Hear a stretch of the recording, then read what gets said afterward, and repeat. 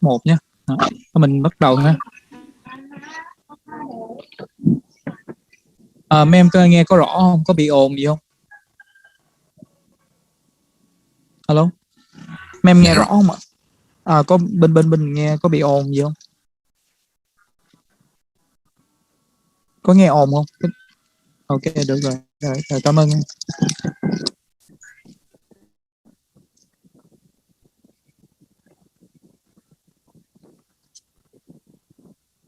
Ok. Rồi. Recording in progress.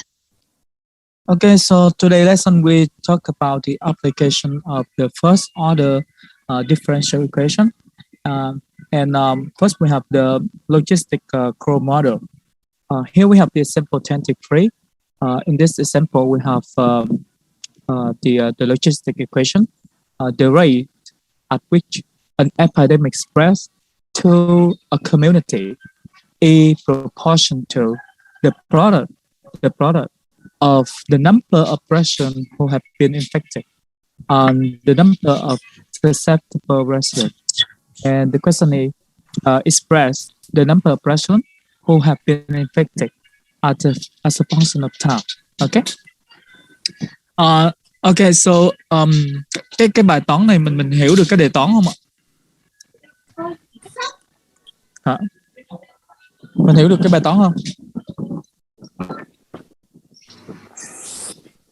Thầy nói qua tiếng Việt tí được. Ở đây á, cái bài toán người ta yêu cầu mình là hãy biểu diễn cái số người mà nhiễm bệnh have been infected. Cái person là cái dân cư ha, người dân cư, mà số dân nhiễm bệnh cứ là một cái hàm số tương tự. Mà cho bài toán này là gì? Mà cái dịch bệnh nó lây lan trong cái cộng đồng đó, tốc độ dịch bệnh lây lan, ví dụ như các cái bệnh cúm sẽ lây lan trong cộng đồng, người ta giả sử rằng là nó tỷ lệ với cái tích số của cái số người đã nhiễm bệnh và cái số người là chưa nhiễm bệnh trong một cái cộng đồng. Như vậy thì người ta yêu cầu mình là hãy biểu diễn cái số người nhiễm bệnh như là một cái hàm số theo thời gian. Thì như vậy người ta hỏi cái gì thì mình chưa biết, cho nên mình gọi. Ở đây mình chưa có biết cái số người nhiễm bệnh tại thời điểm T, nên là mình gọi cái Q of T là cái number of persons infected by the time T. Có nghĩa là mình gọi cái Q of T này nè, nó là cái số người nhiễm bệnh ở cái thời gian T. Và mình gọi cái B này nè là cái total number of persons của một cái community, tức là tổng cái số dân trong một cái cộng đồng dân cư đó. Như vậy thì mình ở đây mình giả sử là there has no immigration and emigration.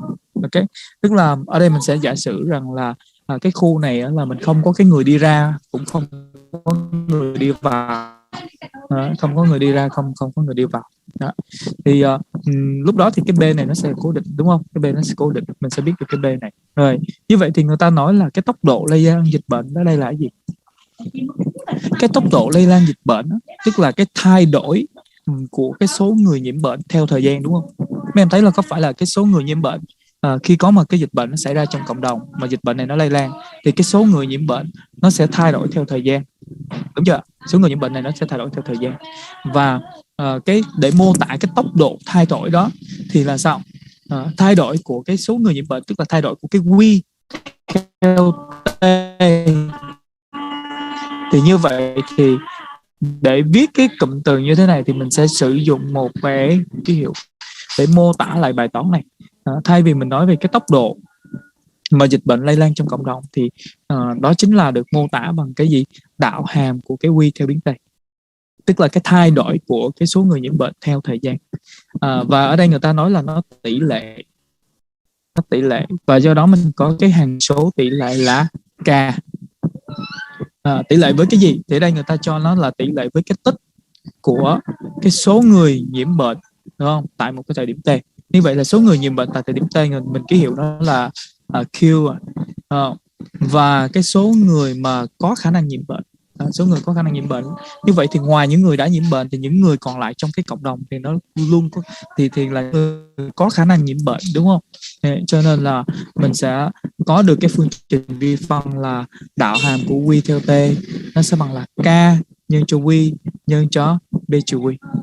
Ok, mình theo kịp không ạ? Em hiểu được cái phương trình này không? Cái quan trọng nhất ở đây đó là từ một cái bài toán người ta mô tả bằng lời, thì cái mô hình ở đây mình sử dụng cái mô hình toán học là một cái phương trình vi phân.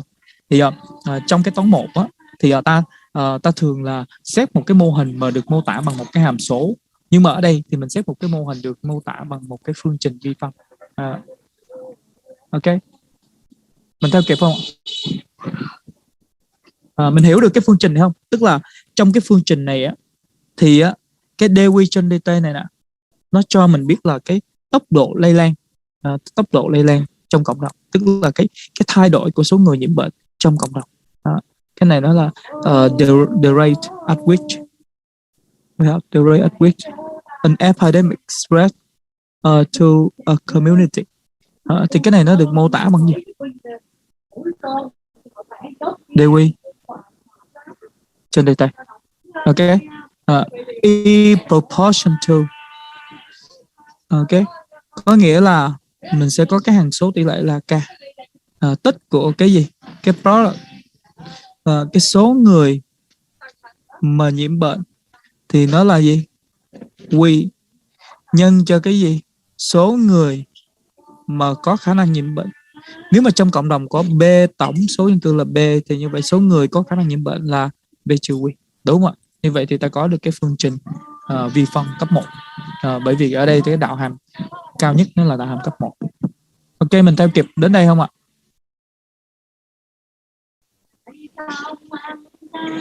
Okay. Okay. Now we can solve this to find the formula of Q with respect in terms of t, to express Q in terms of t. We now solve this differential equation, and this differential equation. Until now, we have studied two kinds of first order differential equation. That is the separable differential equation, and we study the first order linear differential equation. But this equation is non-linear because we have the degree of Q. If we multiply Q with the negative Q, then we have Q squared. Okay, so it's not linear. This equation is not linear, but this equation is a separable differential equation. Okay, so if we divide both sides by Q term, Q minus Q, so we move this term to the left hand side and dt to the right hand side, then we can separate. We can solve this equation by separate the variable. Okay, and then we integrate both sides and compute to indefinite integral. We can get the general solution of the equation. Okay, more precisely, we can solve this equation as follows. Recording stopped.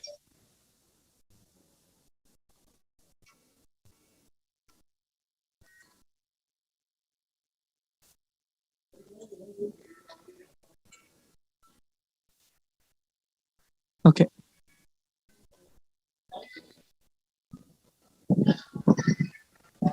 Recording in progress. So we continue with the session 7.6 that we talk about the first order differential equation. Differential equation. Okay. That is abbreviated by D. Okay. And here we talk about the application of the differential equation in the example 23. Then we have the logistic model of the logistic growth. Okay. So if we let the QT be the number of person, the number of person infected.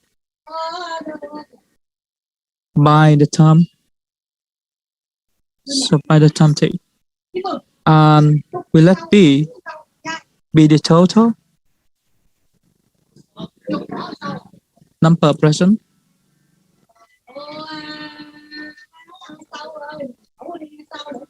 Okay. Then we have the rate at which the epidemic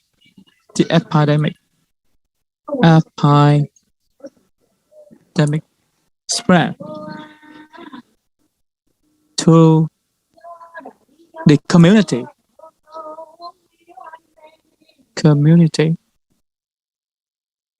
is given by the differential equation.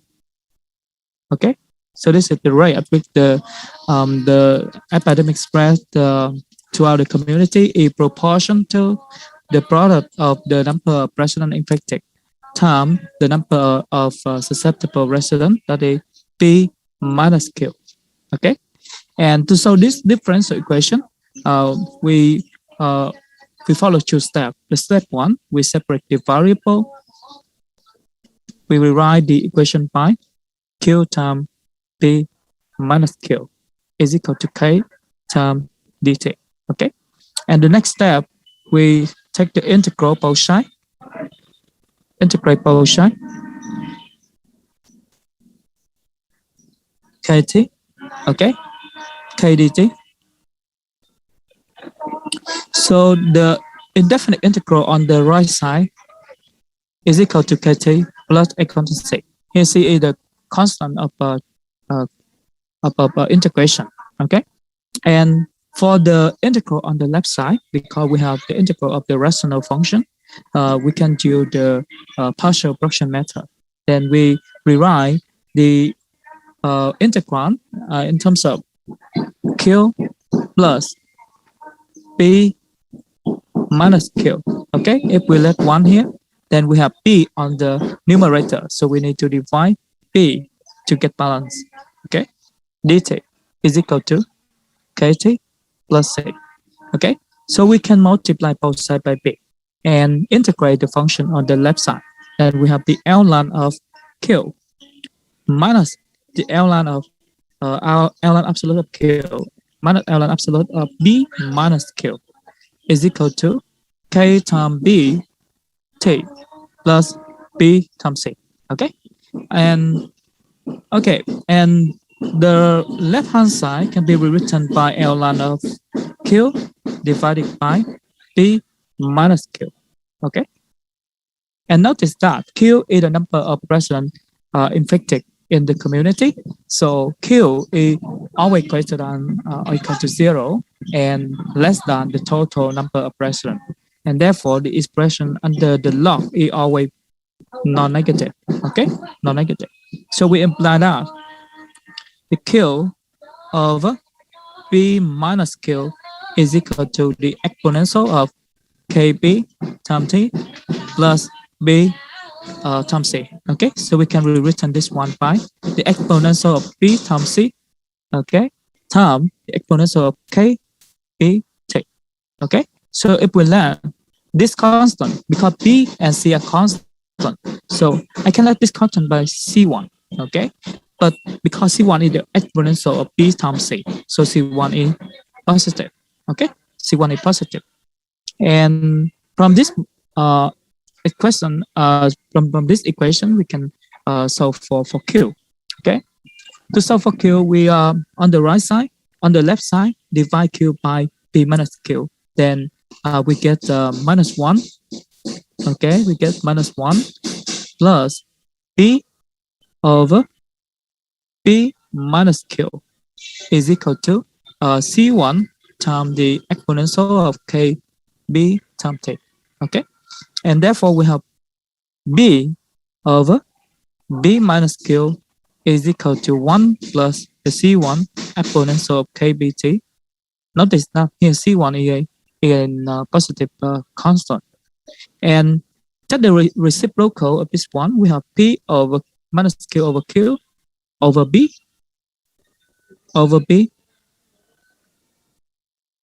is equal to the reciprocal of the left side of the right side. Okay, so we have kb times t. Okay, and therefore we imply that q of t is equal to b times 1 minus b1 minus 1 over d1 plus c1 exponential kb bt.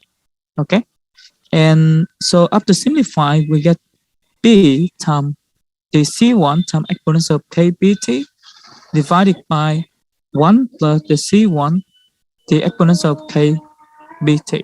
Okay, so if you divide the top and the bottom by c1 exponential of kbt, then we get b on the top. On the bottom we have a times the exponential of kbt negative kbt plus 1. Okay, where a is 1 over c1. Okay, a is a constant. Okay, and equal 1 over c1. Okay, and to determine the constant a, we can use the initial condition and assume that at the initial time we have q naught number of present q naught present infected at the initial time. Then we have we can compute a. That is 1 over c1. Okay, and so we can compute the c1 by, we have the q naught is equal to b over a plus d1. Okay, a plus 1, and therefore we imply that the a plus 1 is equal to b over q naught. Okay, and therefore we can compute that the number a is equal to b minus over q naught minus 1. So we get b minus the q naught divided by the q naught. Okay, thus we get the formula for the number of present infected by the time t is given by b over a is equal to b minus the q naught over q naught times the exponential of minus kb times t plus 1. Okay, does it make sense?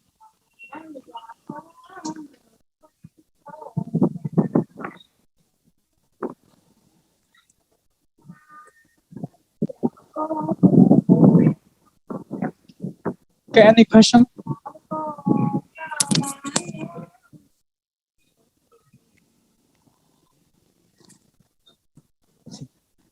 Okay. Okay, mình không theo được chỗ nào. Đầu tiên là cái phương trình này, mình hiểu được cái phương trình này không? Cái quan trọng nhất là chỗ này.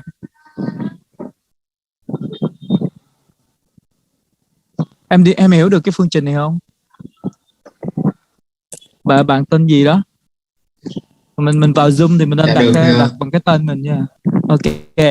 Rồi sau đó thì cái phương trình này nó thuộc cái dạng gì? Nó là cái dạng tách biến. Thì như vậy ở đây mình là gì? Mình là separate cái variable, đúng không? Thì mình để giải phương trình này mình tiến hành 2 bước. Bước thứ nhất là mình tách biến, đúng không? Tách biến có nghĩa là mình viết cái phương trình này lại một vế là theo biến nguyên và một vế là theo biến t. Sau đó thì mình lấy tích phân 2 vế.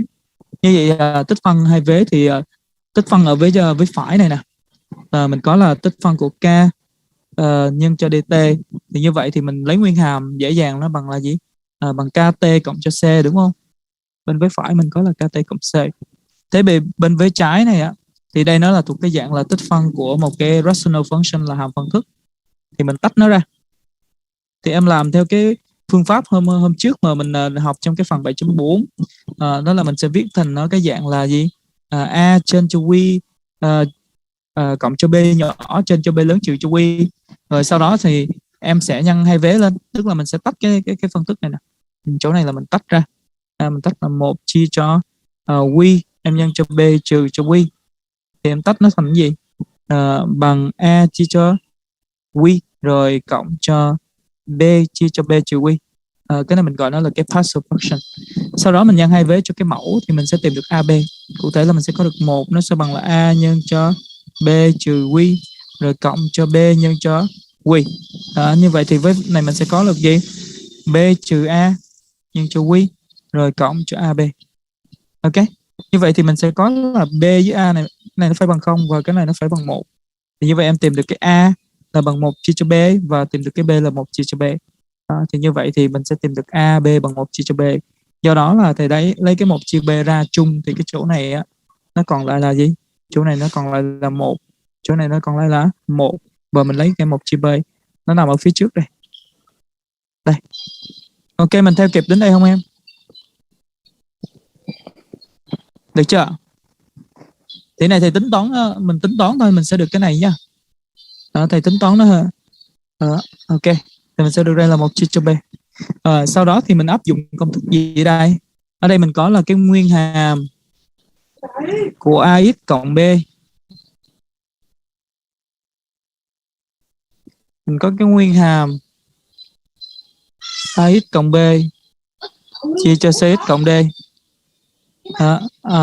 Không, nguyên hàm của cái MDX trên AX cộng B. Mình dùng công thức này.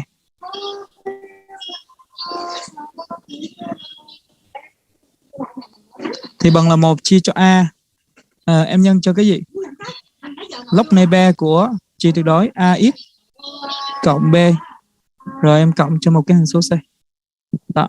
Thì như vậy trong trường hợp này á, cái mẫu phía trước 1 chia Q thì cái A bằng 1, nhưng mà 1 chia B trừ Q là A bằng trừ 1. Do đó là tại sao mình có cái dấu trừ ở chỗ này là như vậy. Ở đây mình có dấu trừ. Đúng không? Đấy, sau đó mình áp dụng công thức là log A mà trừ log B thì bằng là log của A chia cho B. Tức là log của Q mình chia cho B trừ Q. Ok, được chưa? Rồi, như vậy thì mình có được đến cái bước này. Sau đó thì mình tính Q thôi. Thì sau đó em lấy cái lý thừa lên. Ở đây mình được là gì? KBT cộng cho B nhân cho C. Như vậy em suy ra được lý thừa lên. Lý thừa lên. Nhưng mà cái lý thừa này thì mình sẽ tách ra làm hai. Thì mình lưu ý là cái này nó là một cái hằng số thôi. Đúng không? BC là các hằng số, E mũ BC cũng là hằng số. Thì mình đặt tên nó là C1. Nhưng mà cái hằng số này nó sẽ không âm. Bởi vì nó là cái E mũ, giá trị của hàm E mũ. Đúng không? Cho nên nó không âm. Rồi, cho nên là thầy sẽ viết lại cái lúc này viết lại cái phương trình như thế này. Đó. Các bước còn lại là mình đi tìm cái Q thôi nhé. Mình tính toán chia tử cho mẫu, chia tử cho mẫu. Rồi sau đó thì mình tìm ra cái Q. Đó. Thì đến cái bước này á, mình tìm ra cái Q đến bước này. Thì ở đây mình có được cái công thức của Q theo T đây. Ở đây mình sẽ có là QT bằng như thế này, và ở đây mình có được cái QT là bằng B chia cho A nhân cho E mũ trừ KBT cộng 1. Thì với cái hằng số A này là chưa được xác định. Thì thông thường là ta sẽ biết được cái số người mắc bệnh ban đầu. Tức là mình giả sử mình có lúc đầu có Q0 số người mắc bệnh tại thời điểm mình phát hiện ra. Thì như vậy thì mình sẽ có được tại thời điểm T bằng 0 thì ta thay cái T bằng 0 vào thì mình có được là mình thay cái T bằng 0 và Q tại 0 là bằng Q0 thì mình có thể tính được cái A. Và do đó là mình thu được cái công thức của cái Q theo T là sao ra được trừ 1 ngay chỗ C1, chỗ trừ 1, chỗ C1 trừ 1 chỗ nào vậy em? Chỗ này hả? Chỗ này thì mình chuyển cái B này qua bên đây, sau đó chuyển cái Q qua bên đây, rồi chuyển cái này ngược lại bên đây, được không? Tính toán thôi. Còn cái ở trên đúng không? Ở trên thì em chia thôi. Bây giờ nè, cái Q mà em chia cho cái B trừ Q thì em lấy Q chia cho trừ Q thì em được trừ 1. Sau đó mình nhân lên thì mình sẽ được là Q trừ cho B. Nếu mà trừ lại thì mình sẽ được đây là B. Đó, như vậy thì mình viết lại nó là trừ 1 nhân cho B chia cho B trừ Q. Được chưa Tú? Mình chia đa thức thôi, tức là mình chia Q thôi. Ở đây là thực hiện chia đa thức nha. Ok. Đó. Thì thầy có thể chia nhanh theo kiểu là em lấy cái Q ở trên tử chia cho cái Q trừ Q dưới mẫu thì được trừ 1.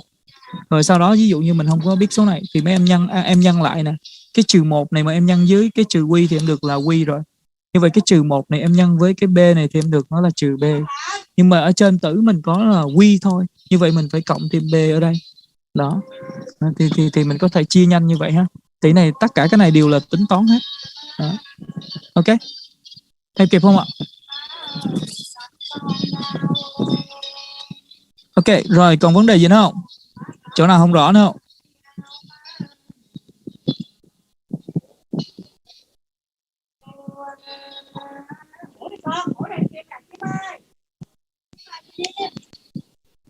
Rồi. Mình xem lại xem. Recording stopped.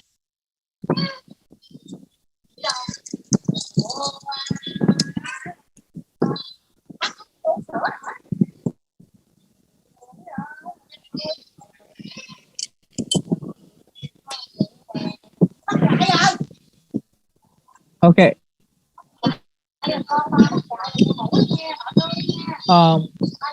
Okay, so until now we have some model for the to describe the growth. Okay. So we have the growth model. Model we have the J curve. In this model we have the rate of change of Q is proportional to the amount of Q. So this equation is so-called the exponential change. Okay, and in this case we have the we have the growth equation. We call this one the growth equation because the k is positive. So the value of Q is the function Q is increasing with respect to time, exponential growth, or the short-term population growth, or the interest compounded continuously, or if price supply curves. Okay. So the next growth model has the L curve. In this case, the value function decrease with respect to time. Okay. And this model can be used to describe the radioactive, the amount of the radioactive substance and the depletion of the natural resources or price demand curve in economy. Okay. And the S curve is the logistic growth that we study. Okay. We just study. In this case, then the function at first, the function grow very fast, and then it's grow slower. Then so at this point we call the inflection point. Okay, and this model can be used for the long-term population growth, and we are on the growth of the business. Okay, so the next model of growth is the we have the amount. So the growth of the function is proportional to the difference of the p minus q. Okay, so in this case we have this model can be used to describe the learning curve or diffusion of the mass media or Newton slow cooling. Okay. Okay, this is ở đây người ta tổng hợp cho mình là một số cái mô hình để mô tả cái tốc độ tăng trưởng. Cái tốc độ tăng trưởng của một cái quy đại lượng quy thì tốc độ thì nó được mô tả bằng đạo hàm, đúng không? Nhưng mà cái tốc độ này nó tỷ lệ với cái quy, nó tỷ lệ với cái quy đó, thì như vậy mình có hằng số tỷ lệ giải ra thì mình có cái phương trình này là gọi là phương trình tăng trưởng khi mà cái k này dương.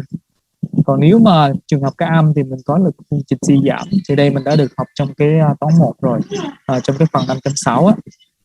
Đây là cái mô hình mình vừa học rồi, gọi là cái mô hình Logistic.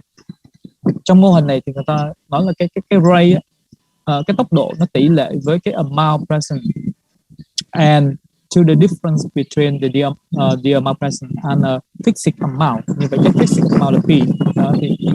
Thì ở đây mình sẽ có là nó tỷ lệ với cái lượng quy mà hiện tại với cái hiệu của cái b của một cái fixed amount với cái quy. Tương tự như vậy thì mình sẽ có một cái mô hình này. Thì ở đây người ta có là cái rate nó is proportional to, nó tỷ lệ với cái difference between the amount present and a fixed limit. Như vậy mình sẽ có một cái limit growth.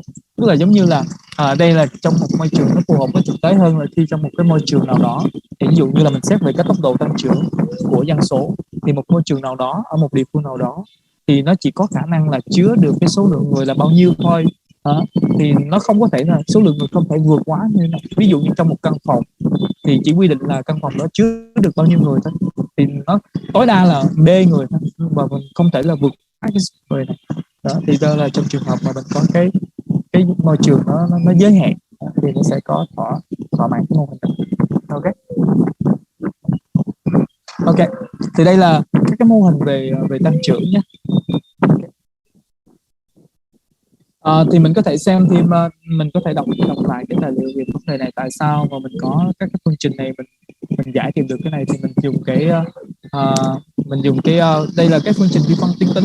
Trường hợp này nó là tuyến tính. Trường hợp này nó là mình coi nó phương trình vi phân tách biến hoặc là tách biến, còn này là tuyến tính hoặc tách biến gì được. Thì cái cách giải nó thì nó có rồi nhé, thì mình coi lại. Okay, now I move to the next model. Let's talk about we have a dilution problem. So a tank contains 20 pounds salt dissolved in 50 gallons of water. Okay, so first we have a tank. Assume that we have a tank. It looks like this. Okay, we have a tank.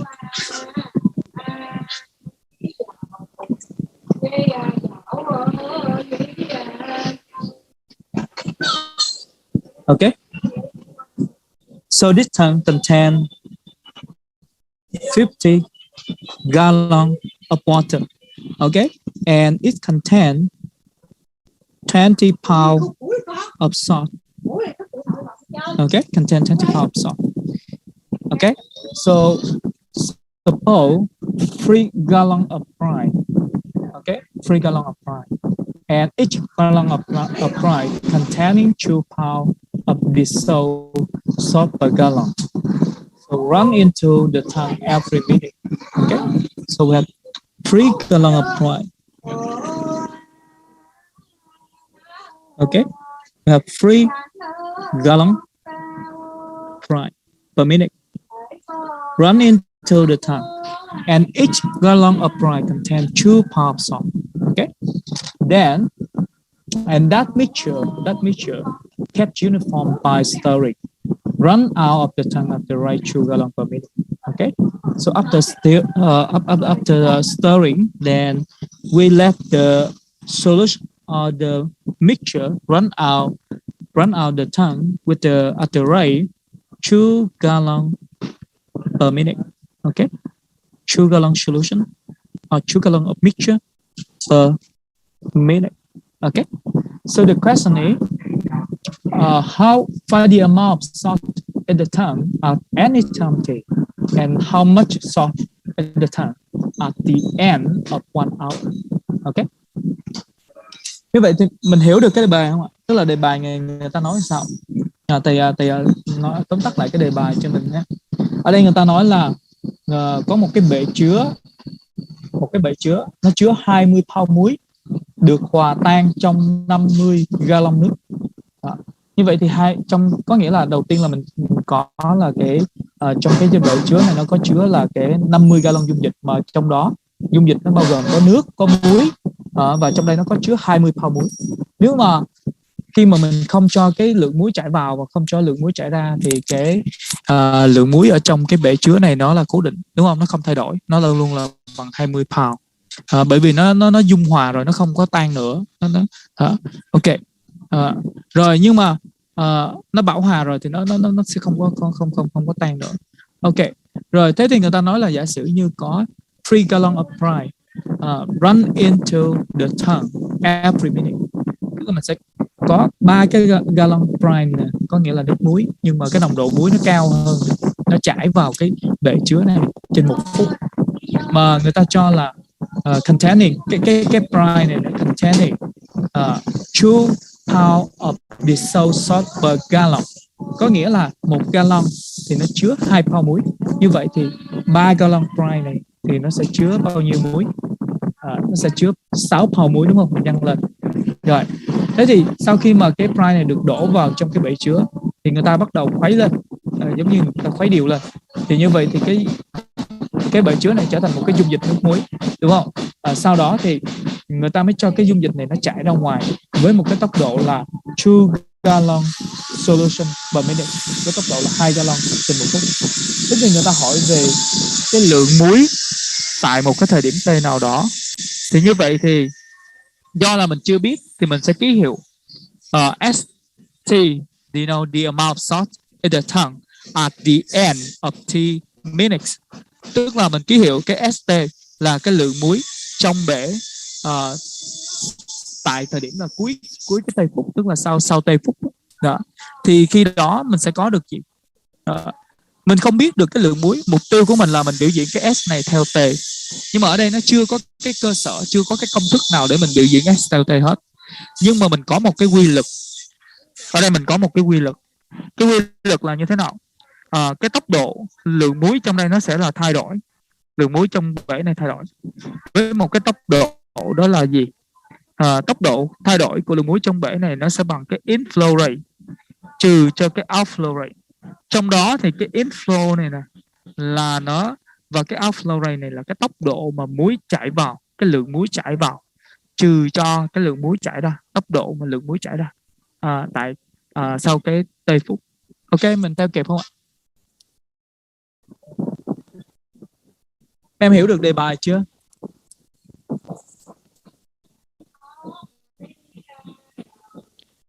Ok. Recording in progress. Ok, ở đây do nó cũng còn có ít phút nữa thôi, cho nên là thì thầy sẽ end cái video này ha, rồi mình mở lại thì thầy sẽ giải cái bài này, tìm cái công thức của S theo T.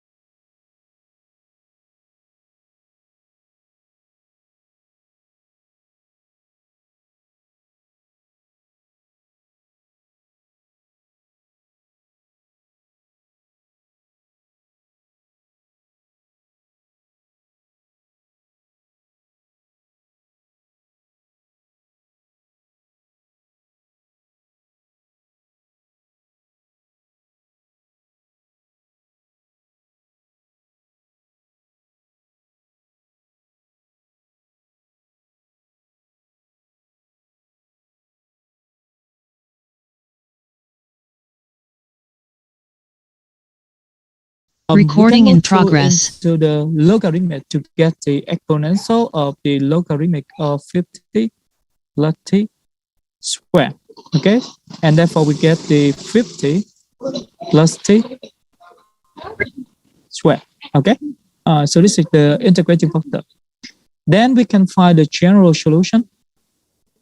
The general solution of the equation, the differential equation. Okay, so we have the s of t is given by 1 over the integrating factor, that is 50 plus t, the numerator square, all of these square, times the integral of it times q of t. So we have 6 times 50 plus t square dt plus equal 6. Okay, so it remains to compute this integral, and we can rewrite this integral by 1 over 50 plus t square. Okay, we can do the u substitution with u equal t plus 50. So we can rewrite the integral by 650 plus t square with the new variable 50 plus t, because the differential of 50 plus t is the dt. Okay, so we get balance. And now we apply the power by the power rule. Then we have 1 over 50 plus t square. Okay, here we have 50 plus t cubed divided by 3. Okay, plus equal 6. Okay, and therefore we get 1 over 50 plus t square 2 times 50 plus t plus equal 6. Okay, and therefore, sorry, here we have q. Okay, so we get the formula 2 times 50 plus t plus c over 50 plus t square. Okay, okay, the sigma sense. Here it remains to compute to find the amount of salt. The time we need to find the constancy, and by the assumption of the initial time, so in the time control, so we can do this initial condition. So since we have the value function s at t equals 0, 20, so we get t, then we have 20 is equal to 2 times 50 plus c over 50 square. So we can imply that c is equal to negative 80 times 50 square. Thus, we can get the formula or solution of the problem. That is 2 times 50 plus t.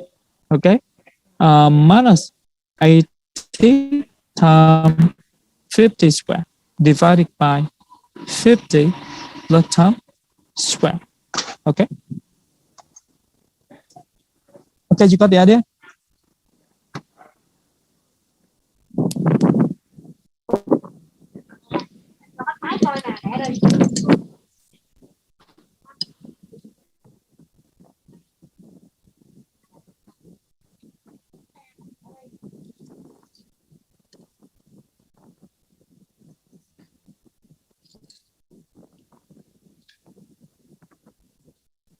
Okay.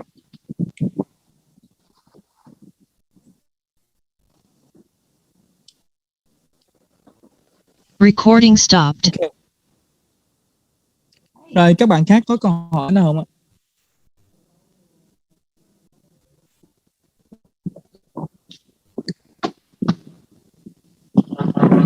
Ở đây á, cái quan trọng nhất của mình đó là làm sao mà mình đưa được về một cái phương trình vi phân thôi ha.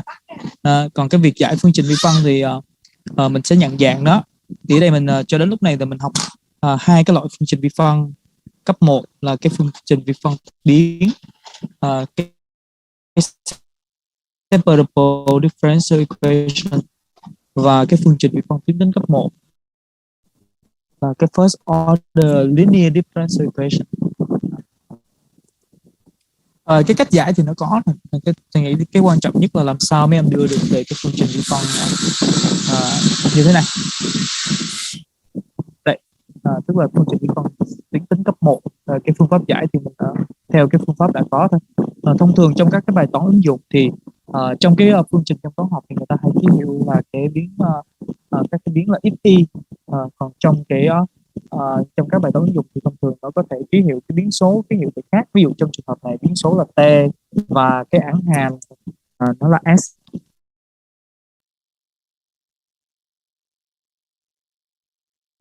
Rồi các em xem lại cho mình có cái gì không theo kịp không?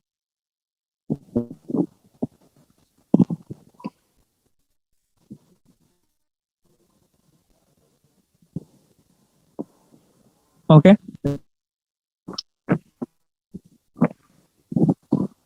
Ở đây người ta có một câu hỏi nữa là giả sử như người ta hỏi là cái lượng muối trong bể sau 1 giờ. Như sau 1 giờ thì mình lưu ý là cái đơn vị thời gian của mình là phút. Như vậy sau 1 giờ thì mình sẽ có là t bằng 60. Thì em chỉ cần thay cái t bằng 60 vào thì em biết được cái lượng muối. Mình tính toán mình biết được lượng muối ha. Rồi. Ok. Okay, so if you don't have any question, then I move to the next model. Recording in progress. Okay, so here we have the LR circuit model. An LR circuit is A1 with a constant resistance R and a constant inductance L. So we have R and L are constant. Electromotive flux source, which is usually a battery or a generator, supply voltage that causes the current to flow in the circuit.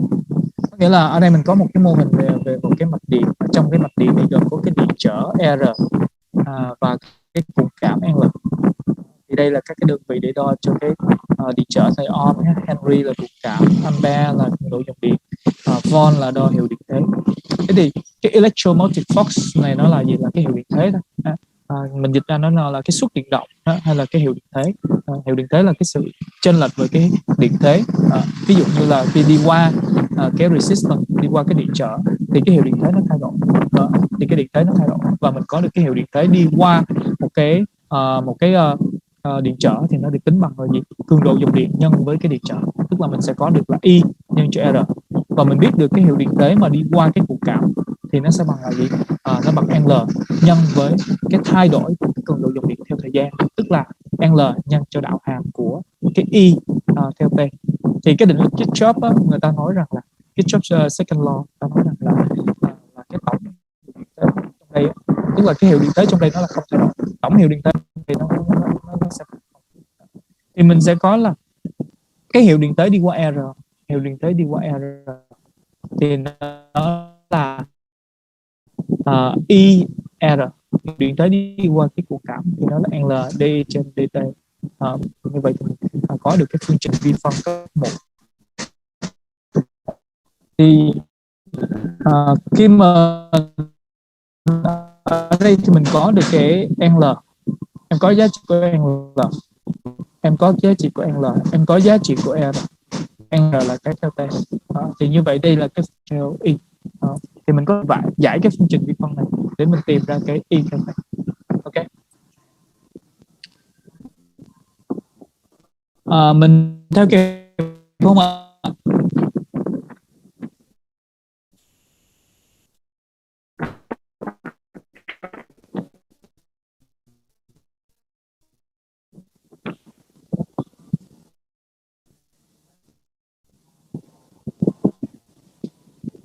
Okay. So now we solve this equation. Differential.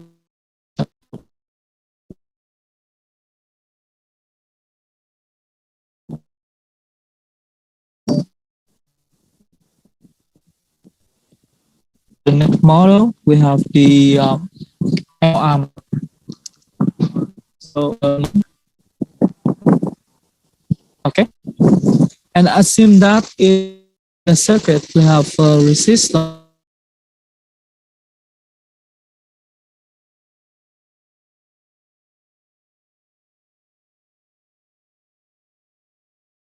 Recording stopped.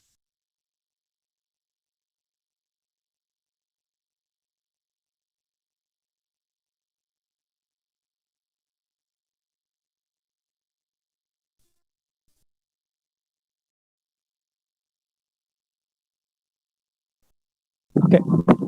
Recording in progress.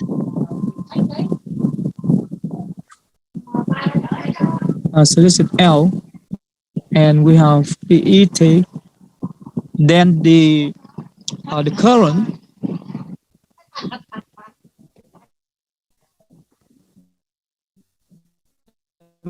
the current in the circuit. Okay. So the current satisfy the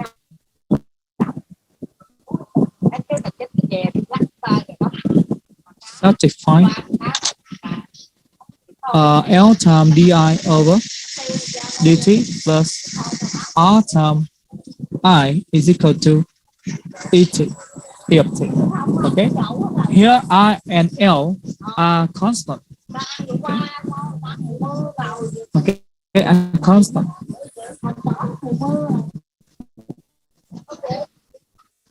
Yeah. Okay.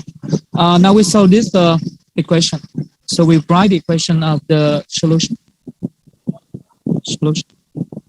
So we will write the equation by the di over dt plus R over L times I is equal to E over L.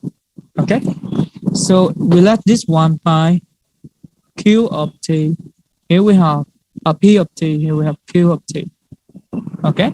So the indefinite integral of pt dt is equal to R over L dt. So we have R over L times t plus equal to 6. So we imply that an integrating factor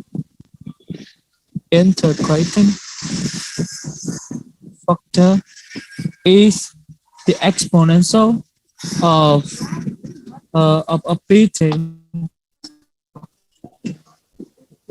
is equal to exponential of R over L times t. Here we choose C 0. Okay. And the general solution is given by 1 over integrating factor, that is 1 over LT. Okay. Integral of QT, that is E over L. Exponential of R over LT. Okay. DT plus equal to 6. So if E is fixed, is a constant, then we can solve. So this integral is equal to, here we have the exponential of negative R over L times t. Okay. And here we have the E over L times R exponential of R over LT plus equal to 6. Okay. And we can cancel L, okay, to get the E over R plus C times the exponential of negative R over L times T. Okay. Okay. And this formula tells us that, so when t tends to infinity, then we have the limit of it at t tends to infinity is equal to E over R. Okay. This is because the limit of exponential of negative R over L times t at t approaches infinity is equal to 0. Okay.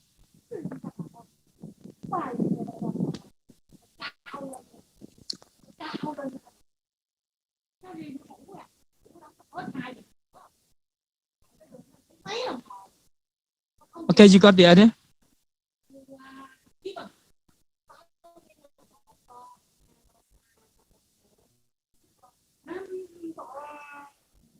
Ok. Trong cái phần này thì chủ yếu là làm sao là mình đưa nó về cái phương trình vi phân thôi, mình hiểu nó. Làm sao mình đưa nó được về phương trình vi phân, còn cái việc giải thì nó có phương pháp giải rồi. Giải cái phương trình vi phân là nó có phương pháp rồi. Ok. Mình có cái cường độ dòng điện nó sẽ ok, nó chạy trong đây, chạy trong mạch điện rồi.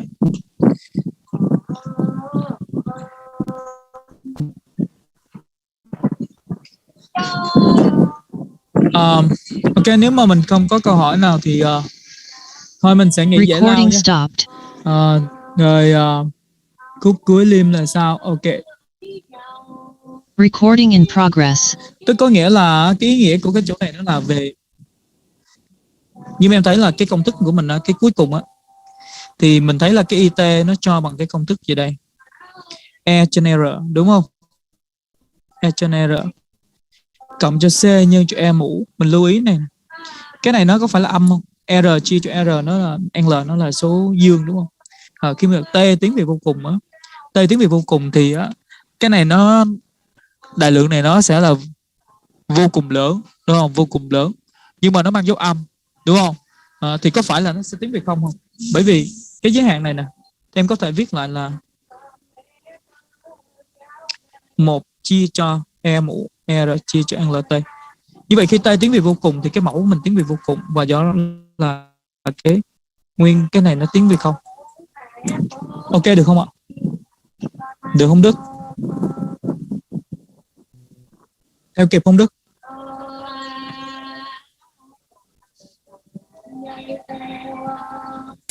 Alo. Ok. Thì như vậy thì mình sẽ thấy là về lâu dài á, tức là cái cường độ dòng điện nó sẽ thay đổi theo thời gian. Và cái mà khi mà mình cho cái thời gian lớn, tức là mình để cái mạch này mình đóng với một cái thời gian tương đối ok đó, lâu nó dài, thì khi đó cái cường độ dòng điện trong mạch nó sẽ xấp xỉ với cái lượng là E chia cho R. Nó xấp xỉ với cái lượng mình tính được cái cường độ dòng điện trong mạch. Thì cái ý nghĩa nó là như vậy thôi. Ok. Rồi được không ạ? Recording stopped.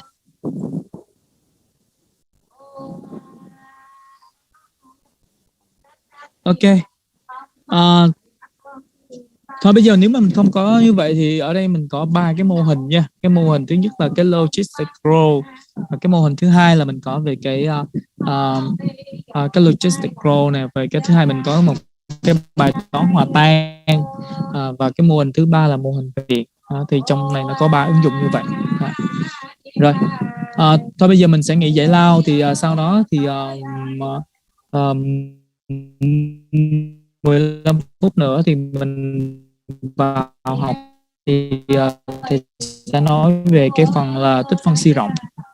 Thì đến mấy em nghỉ giải lao đến 2 giờ đi nhé. Rồi mình nghỉ giờ nhé.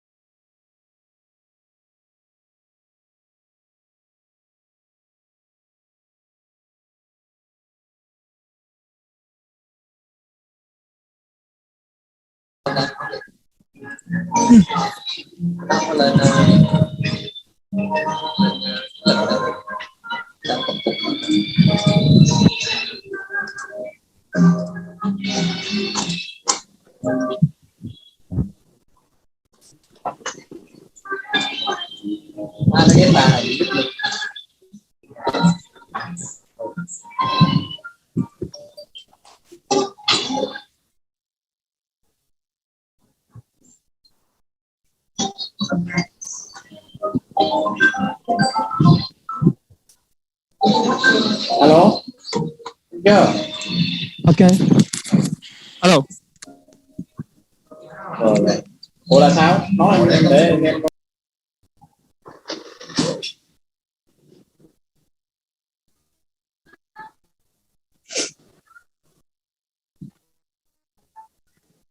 Ok. Mình tiếp tục ha. Recording in progress. Okay. Okay. So in the session, so we talk about the session 7.7, where we talk about the improper integral. Improper integral. Okay. So in cal1 we have studied the definite integral. We have studied the definite integral from a to b of the function f(x) dx. Okay. So when the function when f is non-negative, then this integral represents the it represents the area. Okay. It represents the area under xy under the curve y is equal to f of x and above the x-axis from x equal a to x equal b. Okay. So when f of x is non-negative, then this represents the area. Okay. Here, so what is the value of here? We have the interval. Two information. The first one, the integral a to b is the finite integral. Okay. So this is the closest and bounded interval. Okay. And the second condition is that the function f is bounded. Is bounded on the interval from a to b. Okay. And in this session, we will extend this notation of integral where we allow the integral a to b can be infinite interval and the function f can be unbounded on the given interval a to b. Okay. In either case, we have the integral that's so-called the improper integral. So first we have the type 1 integral. The type 1. The type 1, we have for the type 1 improper integral, we have the infinite interval. Okay. So for the infinite integral, we have the problem. So assume that we have the function f of x. Have the function of one variable f of x y is equal to f of x. So which has the graph behave like this. Okay. So when x tends to infinity, then the graph function can be extended to 0. Okay. And so we consider the region bounded on the left side by the line x is equal to a. Okay. And we want to compute the area of the infinite. We would want to the infinite region. So we have the infinite region. So we have this region. Okay. We have the region.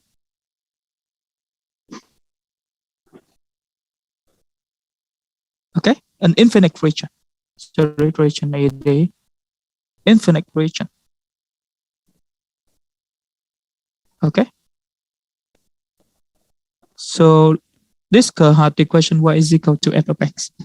Then how to define by the geometric meaning of integral? We can represent this one by the indefinite integral by the integral over the integral from a to infinity of the function f of x dx. Okay, and how to compute the area of this infinite region? To do that, we can compute. We take a finite value t. We take a finite value t and compute the area of the region bounded by the side by x equal a and x equal t. So we have the finite region. Okay, and then we let t tend to infinity. So we let t get larger. Okay, then we can get the area of the infinite region. Okay, so we can rewrite this one by the limit. This idea can be represented by the limit of the integral from a to b, from a to t of fx dx. Okay, and so this is the area of the region under the curve y is equal to f of x and bounded above the x-axis and bounded on the side by x is equal to a and x is equal to t. And then we let t tend to infinity. Okay, so if this limit exists. Okay, so similarly we can define the integral from a from negative infinity to b of the function f of x dx by the limit of a finite of a definite integral from t to b. Okay, so we replace the negative infinity by the t of the function fx dx. Then we let t approaches negative infinity.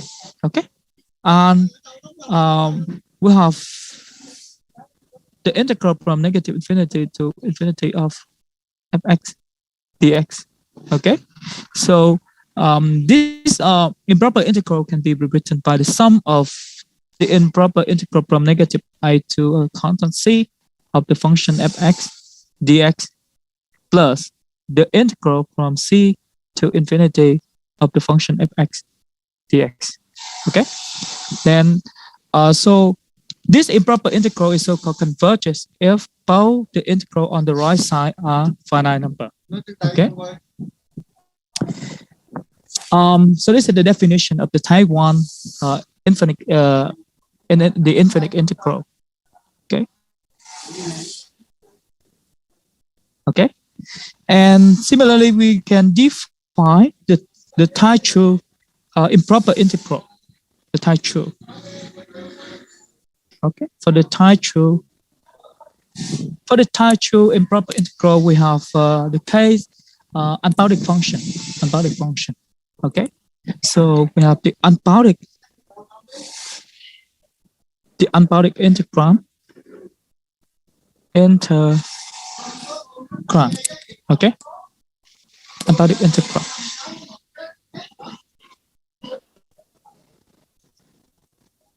Okay. Then here we have the problem. The function f is we have the function y equal f of x. Okay, which graph behave like this? Y-axis, the x-axis, the origin. So its graph behave like this. Okay. Then we have the vertical asymptote of the function x is equal to b. So this is the vertical asymptote. X is equal to b. And bounded on the left side by x is equal to a. Okay. So here we have the infinite region. Infinite region. So the question is how to compute the area of this infinite region. Okay. How to compute the area of this region? Okay. So because by the geometric meaning of the single integral, here we have the limit of function when the limit of the function fx when the x approaches p from the left side is equal to infinity. And we say that f is unbounded as x is equal to p. Okay? Unbounded means that the value of the function cannot be bound. Okay? Its value can be taken as large very large as we wish. Okay? So to define the integral from a to b of the function fx, then so we take the value t, we take the t, okay, on the left side of p. So the t is very close to b, okay, and therefore we have the area of the finite region, and the area of this one can be computed by the definite integral from a to t of the function fx dx, okay, and then we let t approaches p from the left, so we have the limit of t approaches p from the left side. Okay, so this limit exists, then we say that the improper integral is convergent, and if not, we say that the improper integral is divergent. Okay, and similarly we can define if the limit, so in this case, the function f is unbounded at p. So if the function is unbounded at a, so that means when x approaches a from the right side is equal to infinity or negative infinity, then the improper integral from a to b of the function fx dx can be defined by the limit of the definite integral from t to b of the function fx dx, and we let t approaches a from the right side. Okay, and if we have the function f is unbounded at some value c between x and b, okay, is equal to infinity for c between a and b, then the improper integral from a to b of the function fx dx can be derived by the sum of the integral from a to c, the sum of two improper integral fx dx, plus the integral from c to b of fx dx. And for each improper integral, we can rewrite by the limit of the definite integral. Okay? Okay, you got the idea?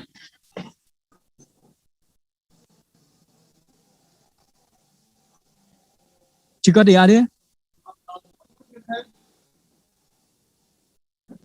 No. So what's your question, Đức?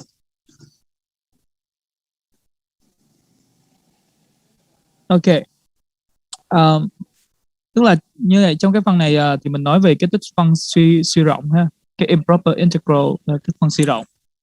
Thì cái tích phân mà mình học ở trong cái toán 1 á, là ta học cái tích phân từ a đến b của một hàm fx dx, thì ở đây cái đoạn a, cái khoảng lấy tích phân á, là cái khoảng ab của mình đó là một cái khoảng đóng và bị chặn, tức là cái ab của mình là các cái số hữu hạn, và cái thứ hai là cái hàm f của mình là cái hàm bị chặn ở trên cái đoạn ab.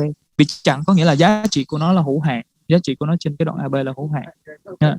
Thì bây giờ trong cái phần này thì ta sẽ mở rộng cái khái niệm tích phân này thành là cái ở đây mình sẽ cho phép cái khoảng lấy tích phân là cái khoảng vô hạn, chẳng hạn như là từ a đến vô cùng, hay là từ trừ vô cùng đến b. Rồi một cái loại tích phân thứ hai đó là cái hàm f á, là nó bị chặn ở trên cái đoạn AB, thì có thể là cái tích phân loại 2 đó là mình có thể cho cái hàm f này nó không bị chặn. Hàm không bị chặn có nghĩa là giá trị của nó có thể lấy rất là lớn, mình gọi là không bị chặn.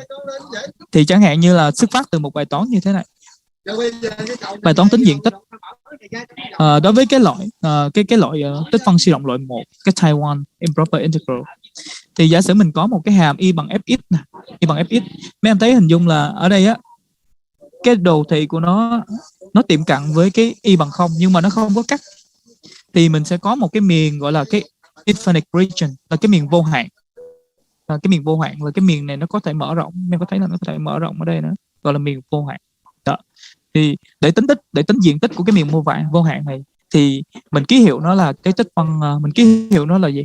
Ok, mình ký hiệu nó là cái đấy, mình tính cái đó là tích phân từ A cho đến vô cùng của fx đi, thì nó chính là cái phần diện tích của cái miền vô hạn. Hiểu nó là diện tích của cái miền nằm bên dưới cái đường cong y bằng fx đó, và từ A đến vô cùng, đúng không? Rồi như vậy thì cách tính đó là ta lấy một cái giá trị t, ta lấy một cái t là hữu hạn, sau đó mình tính cái diện tích của cái miền hữu hạn giới hạn bởi cái x bằng A, x bằng t, thì đây là cái diện tích của cái miền, đúng không? Đây là diện tích của một tích phân này, đó là tích phân xác định, đúng không? Đây là diện tích của cái miền nằm bên dưới đường cong y bằng fx và giới hạn bởi x bằng A, x bằng t. Sau đó mình cho cái t này nó lớn lên, cái t càng lớn lên thì khi đó mình sẽ có được là cái diện tích của cái miền vô hạn. Ok, được chưa Tú? Đầu tiên là mình có hiểu được cái định nghĩa chỗ này không? Ý nghĩa cái chỗ này. Rồi, về mặt hình thức đó, thì em có thể thấy là như thế này. Cái cạnh vô tận này thì mình đâu có, nó không phải là một số, cho nên mình không có tính tích phân được. Thì ta sẽ thay nó bằng một cái t và số t. Sau đó mình cho cái t này nè, nó tiến về vô cùng. Tương tự như vậy, ở bên dưới này nè, ta thấy cái khoảng tích phân của mình là vô hạn. Cái khoảng lấy tích phân của mình là vô hạn, đúng không? Thì như vậy thì mình sẽ thay cái khoảng vô hạn này bởi t. Sau đó là em cho cái giá trị của t tiến về trừ vô cùng. Và nếu cái tích phân trên cái khoảng vô hạn là từ trừ vô cùng cho đến vô cùng, thì mình phân tích nó thành tổng của hai cái tích phân. Mình gọi nó là tích phân suy rộng. Improper Integral là tích phân suy rộng. Đó. Ok. Rồi. Như vậy là tích phân suy rộng loại 1 được chưa ạ? Cái khoảng lấy tích phân là cái khoảng vô hạn. Bây giờ mình sang cái loại 2. Cái loại 2 thì cái khoảng lấy tích phân là cái khoảng hữu hạn. A, B là các hằng số. Tuy nhiên cái hàm của mình lại là không bị chặn. Thế nào là hàm không bị chặn? Cái giới hạn, ví dụ trong trường hợp này thì thấy khi mà cái t mà nó càng gần b, giá trị của hàm số nó sẽ rất là lớn. Như vậy thì mình thấy là cái giới hạn của cái hàm số khi cái t tiến về b trừ, tức là nó tiến về b nhưng mà nằm ở phía bên trái của b, thì nó ra vô cùng, thì mình sẽ nói là cái hàm f này nó là không bị chặn. Mình sẽ nói là nó không bị chặn tại x bằng b. Như vậy thì mình cũng có một cái miền vô hạn, đúng không? Trong trường hợp này mình có miền vô hạn. Lưu ý là cái x bằng a nó là cái vertical asymptote, cho nên nó không có cắt cái độ thị, và do đó mình có một cái miền vô hạn. Thì để tính diện tích của một cái miền vô hạn thì ta lấy một cái t nhỏ hơn b, thì như vậy thì mình sẽ có được một cái miền hữu hạn, đúng không? Miền hữu hạn phía bên trái của t và phía bên phải của a, thì cái diện tích này mình biết là nó là bằng tích phân từ a đến t của cái fx dx. Và sau đó mình cho cái t này nè, nó tiến về cái số b từ phía bên trái. Thì như vậy thì mình có được một cái tích phân. Ok, mình có cái tích phân suy rộng từ a đến b, được không ạ? Thì một cách hình thức ở đây á là cái hàm không bị chặn tại b, đúng không? Nó không bị chặn tại đâu thì mình thay cái giá trị đó, mình thay cái giá trị b bởi t. Sau đó mình cho cái t này nè, nó tiến về b. Sau đó mình cho cái t nó tiến về b. Tương tự như vậy thì nếu như cái hàm của mình không bị chặn tại a thì em sẽ thay cái a bởi cái t, sau đó em cho cái t nó tiến về a, nhưng mà tiến về a cộng, bởi vì cái t này nó phải lớn hơn a nhé, t nó phải lớn hơn a. Ok, được chưa ạ?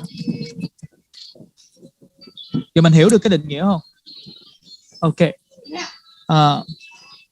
Okay, now we consider some example. Here we have the example 26. Okay, example 26. Evaluate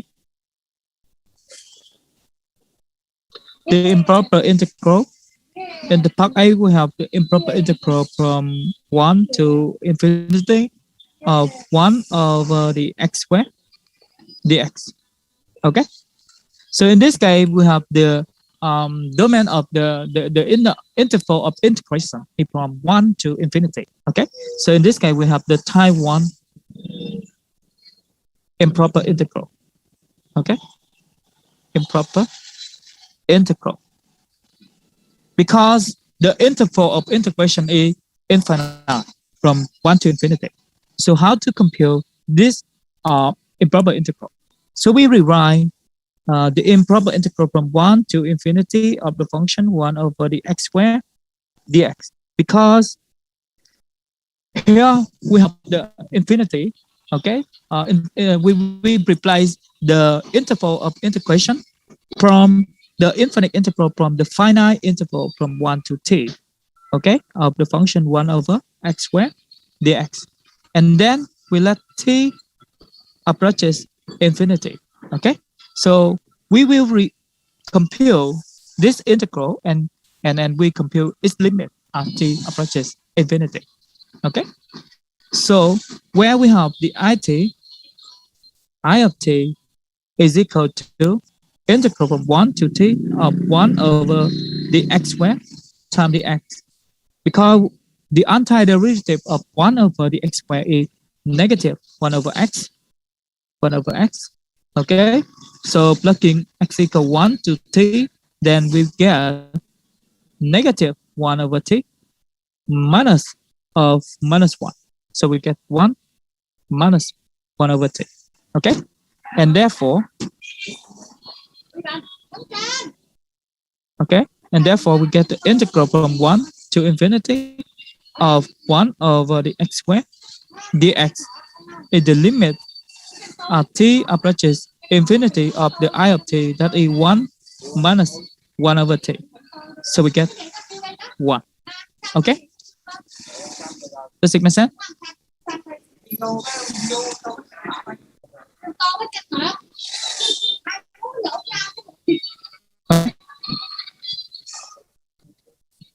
Okay, similarly in the part P. In the part P, we have the integral from 1 to infinity of 1 over x dx. Okay? So this is the type 1 improper integral because the interval of integration is infinite from 1 to infinity. So we replace the infinity by the limit we write by the definition. We have the limit of 1 to t of 1 over x dx as t approaches infinity. Okay? And we compute the definite interval of the function 1 over x over the interval from 1 to t. Then we have the limit t approaches infinity of ln absolute value of x from 1 to t. Okay? Okay. So plugging the upper limit minus the value function at the lower limit, then we have the ln absolute value of t minus ln of 1. And ln of 1 is equal to 0. This one is 0. Okay? So when t approaches infinity, then ln of absolute value of t approaches infinity. Okay? So in this case, we say that the improper integral nào mở lại divergent. coi nó yêu cầu điền tên thằng chị đi ra chỗ khác nãy tao kêu mày giúp tao mày không giúp mà bây giờ mày vô là sao Okay. Tìm cố tốc độ đưa cái nào bấm vô cái phần kiểm tra chương convergent hội tụ. Okay. Divergent mean funky.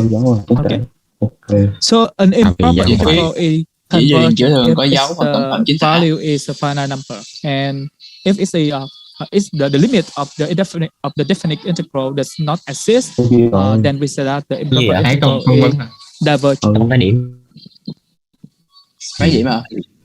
Okay, you got the idea.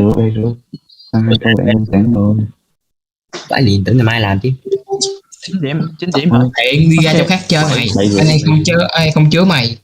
Ủa hồi nãy cái tài liệu tôi gửi thấy cổng 5, cổng có Okay, đáp the án không? next example. Cái đó Now we là move to the next là điểm example. Tại tôi thấy So câu đó giống the câu second science question. mạng.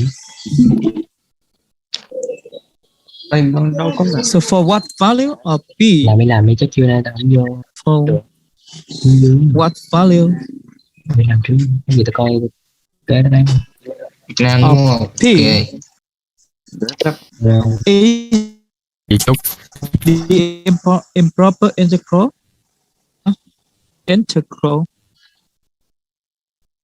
from 1 to infinity of the x over x to the p power converge. Okay. For what value of p? It improper integral conversion. Okay. In general, to find an improper integral, we find a definite integral, and then we take the limit. Okay. So we can find to find the definite integral, we need to find the antiderivative of the integrand. The x to the 1 over x to the power p can be written by x to the power negative p.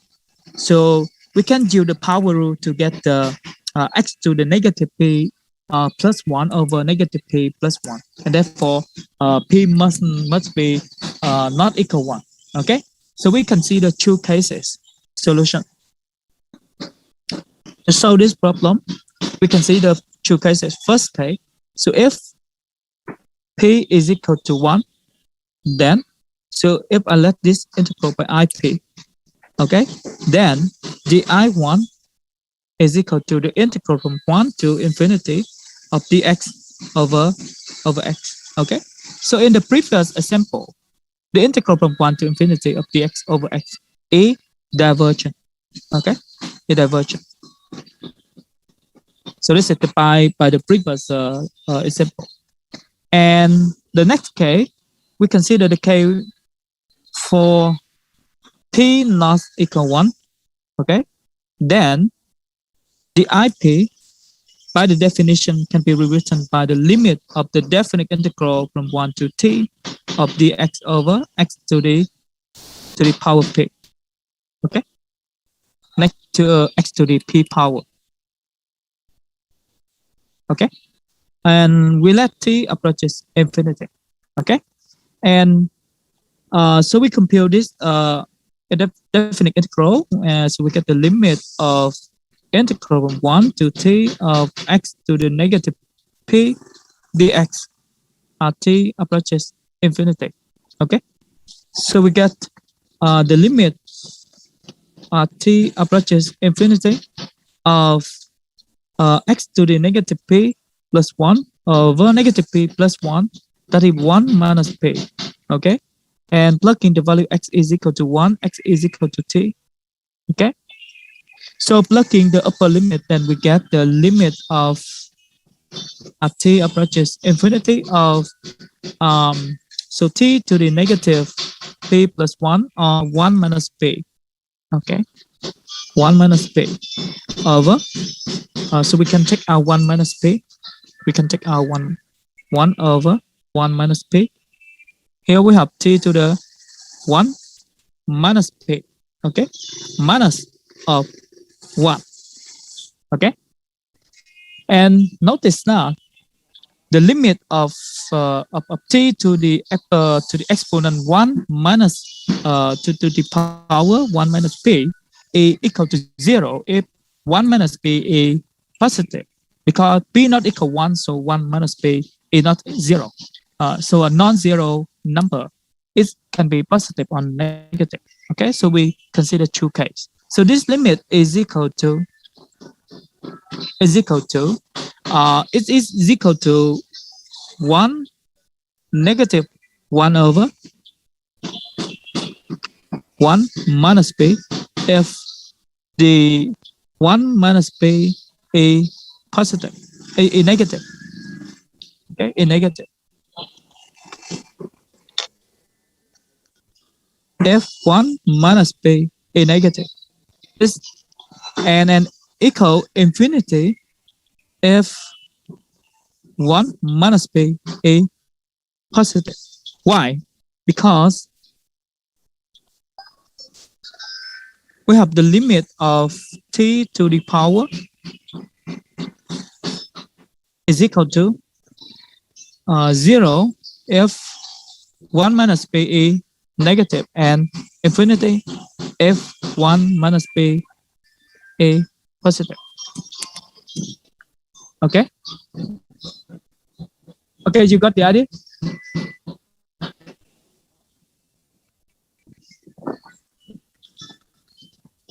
Okay? So, and therefore we can conclude that thus we get the IP is equal to 1 over P minus 1 if PE greater than 1 and divergent infinity. Okay, so the infinity are diverges if PE less than 1. Okay. Does it make sense? When P equals 0, the integral is divergent. And for P from 1 minus P less than 0 or equivalent, P is greater than 1, then the IP given by minus 1 over 1 minus P. So we can rewrite by 1 over P minus 1.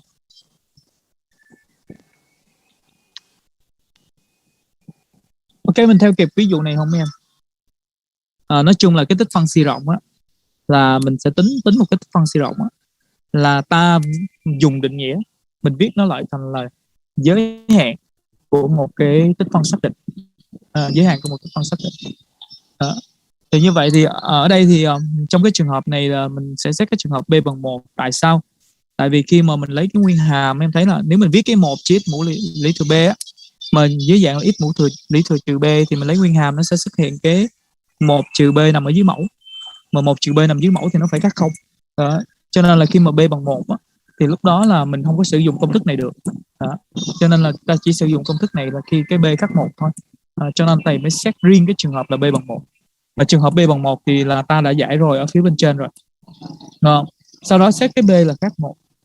Với cái B khác 1 thì mình tìm được cái công thức nguyên hàm của 1 chia mũ B. Sau đó thì mình đi tính giới hạn. Cái khó ở đây là chỗ cái giới hạn chỗ này, nhưng mà ta lưu ý một điều là cái tính giới hạn này.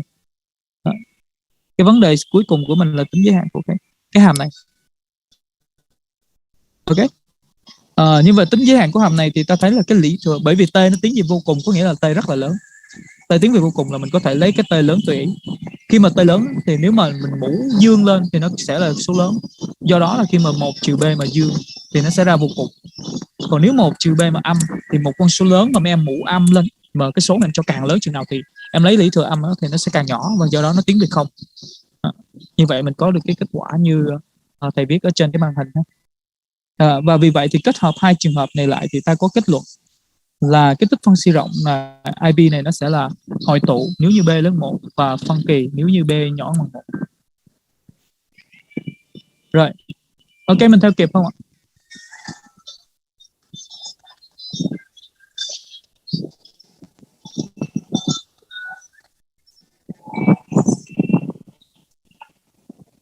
Ok. Ok, cảm ơn Đức. Cảm ơn. Ok, mình có vấn đề gì thì mình nên nói lên nha. Tức là mình theo kịp hay không kịp thì có vấn đề gì nói lên, còn không thì thầy sẽ tiếp tục thôi. Nhiều cái rồi mình gom lại thì kiến thức nó nhiều lên thì mình sẽ không theo kịp nữa nhé. Ok. Okay, now I move to the next example. The example 27. Example 27. Evaluate the improper integral. In the part A, we have integral from 0 to infinity of x times exponential of 2 times negative 2 times x dx. Okay, and by the definition, we can because this is the type 1 improper integral because the interval of integration is infinite. Okay, so we can be written by the limit of the definite integral from 0 to t of x times the exponential of negative 2 times x dx, and we let t approaches infinity. Okay, and here it remains to compute the integral. So I let this one by it, where we have the I of t, the integral from 0 to t of x times the exponential of negative 2 times x dx. Okay, and because in the integrand is the product of two different type of function. We have the algebraic function and the exponential function. Algebraic function, exponential function. Okay, so we can compute this integral by integration by part method, and we let you by the liable. So we use the di method. Okay, d for the algebraic function of the u function that we have the x, and I that is stand for integrate the exponential of negative 2 times x. So we have one a exponential of negative 2 times x over negative 2. Here we have 0, and here we have the exponential of negative 2 times x over 4. Okay, and you the cross multiplying, then we have the alternative sign, positive to negative. Okay, then we can get we can write out the result that is the negative x over 2, the exponential of negative 2 times x. Okay, and plugging the lower and upper limit, and okay, so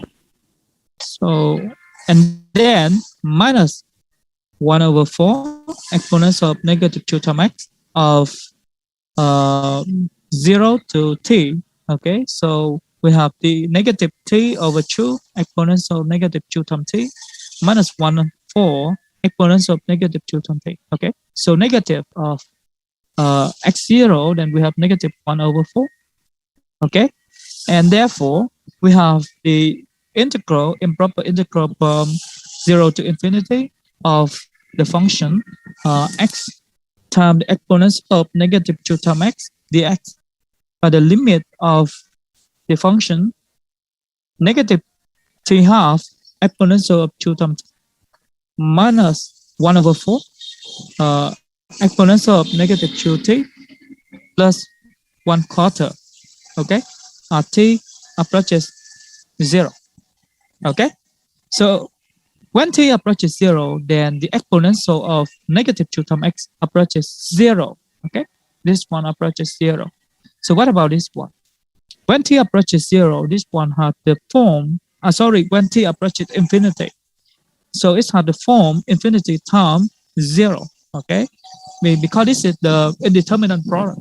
Okay, so we can compute this indeterminate by rewrite the function by the quotient function and use the L'Hopital rule. So we have the limit of t times the exponential of negative 2 times t at t approaches infinity by the limit of t over exponential of 2 times t t approaches infinity. Because here we get the indeterminate quotient infinity over infinity, so you can apply the L'Hopital rule to get the limit of 1 over 2 exponential of 2 times t at t approaches infinity. So we get 0. Okay, and therefore we get the integral from 0 to infinity of x exponential of negative 2 times x dx is equal to 1 quarter. Okay, does it make sense? Ok, mình theo kịp không ạ?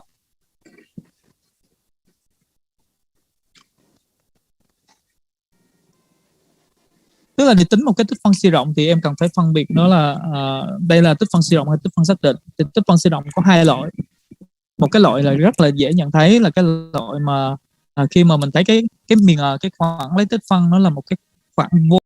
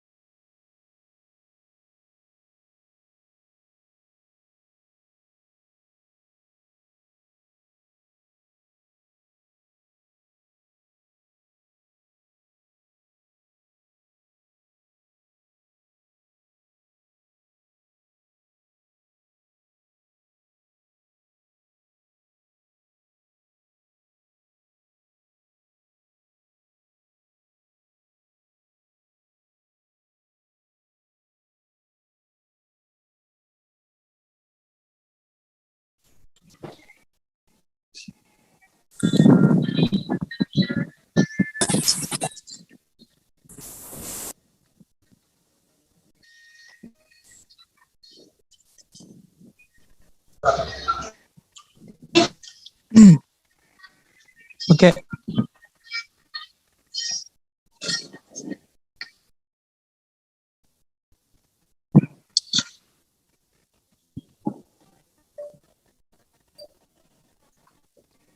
Ok, mình theo kịp không ạ? Trong ví dụ này mình có câu hỏi nào không em? Ok.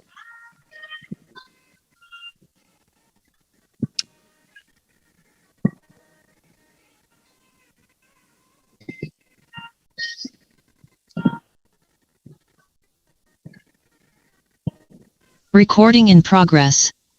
Okay, now we consider the next part of this example in the part B. In the part B, we compute the integral from negative infinity to infinity of x times the exponential of negative x squared dx. Okay. So in this case, this is the type 1 improper integral because and the interval of integration is from negative infinity to infinity. So by the definition, we will divide this integral by the integral from negative infinity to 0 of the exponential of negative x squared dx to any finite number, but I will choose 0. I will choose 0. You can divide the integral by, okay, here we have 0 to infinity of the x times the exponential of negative x squared times the x. Okay, so you can replace the 0 by any finite number, 1, 2, 3, etc. But I will choose 0 for, okay, for simplicity. Okay, and we let this integral by the I1 and this integral the I2. The integral I, the left-hand side is convergent. The improper integral on the left-hand side is convergent. If both I1 and I2 are convergent. So first we compute the I1, evaluate the I1. Okay. So by the definition, we can rewrite the I1 by the limit of the integral from replace the negative infinity by t to 0 of the x exponential of negative x squared times dx. T approaches negative infinity. Okay. Now we compute this integral that I denoted by I1 of t. Okay. So to compute this integral, we can use the U substitution method, because you can let U is the negative x squared, then U prime is minus 2 times x dx. Okay. So where the I1 of t is the integral from t to 0 of x times the exponential of negative x squared dx. So we have the integral from t to 0 of exponential of negative x squared, differential of negative x squared. Okay. But differential of negative x squared is negative 2 times x dx. Okay. And therefore, we need to multiply negative 1/2 to get balance. Okay. And apply the formula, the antiderivative of e to x with respect to x e to x. And we can replace that formula for x replaced by any other variable t, s, or u. Okay. So we have negative 1/2 exponential of u, that is negative x squared. And plugging x equal t to 0. So we have at 0, we have negative 1/2, negative of negative. So we have plus 1/2 exponential of negative t squared. Okay.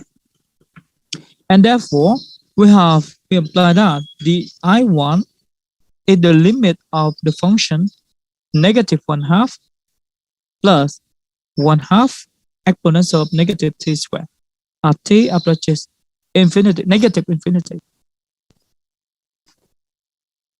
Okay, so when t approaches negative infinity, then the t square approaches infinity. Okay, and therefore the limit of exponential of negative t square approaches 0. Okay, then we have negative 1/2. Okay, this is because the limit of exponential of negative t squared is 0. Negative, infinity. Okay? Does it make sense?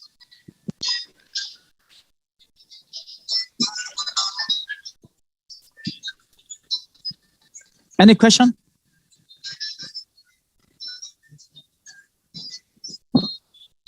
Okay.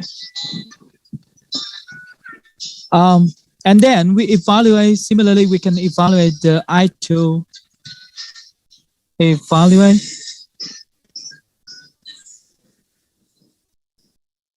Okay. The I2. Then we have the I2 is the integral from, we can rewritten the I2. I2 is integral from 0 to infinity. So by the definition, we can write the improper integral by the limit of the definite integral from 0 to t, and we let t approaches infinity of the x times the exponential of x squared dx. Okay. So at the previous is the previous part of the sample, we can find the antiderivative of the function x times exponential of negative x squared.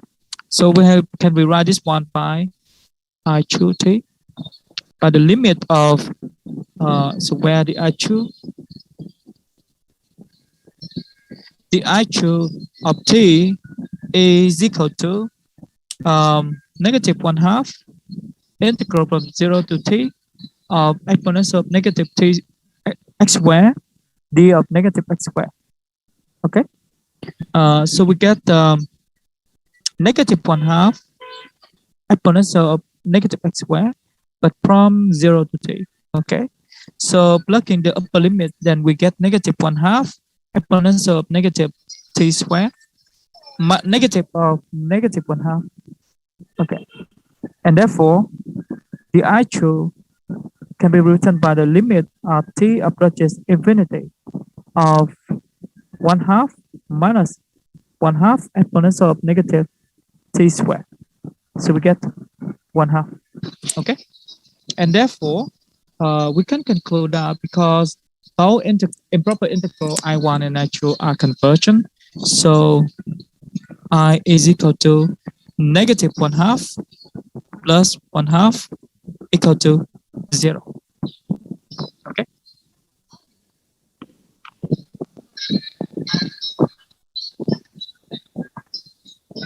Okay, that's it, question.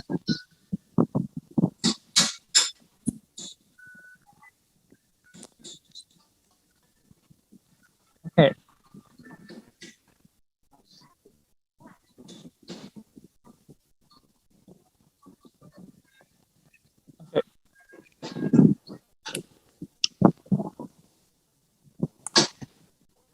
Okay, so in the next example, I will consider the type 2 improper integral. So in the example, we have the example 30. Evaluate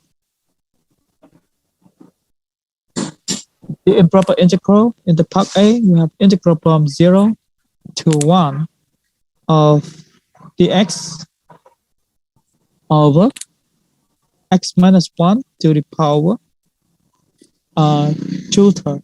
Okay. Okay.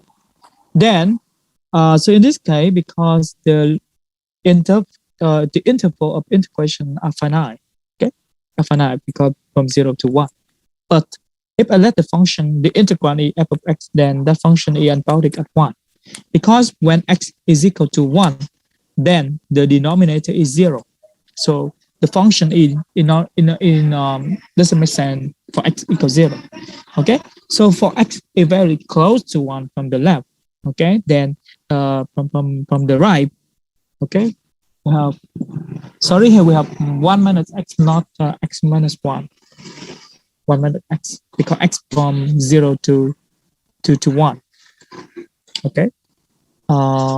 Here we have, okay, they are same. They are the same because we have the square. Okay. Then we can rewritten this one by the limit of the integral, definite integral from 0 to t. We replace 1 here by t of the function dx over dx minus 1 to the power 2 third at t approaches 1 from the left. Okay, and we let this integral by I of t. Okay, then compare this integral. So the integral from 0 to t of, we can rewritten this one by x minus 1 to the negative 2 third. Okay, dx can be rewritten by dx minus 1.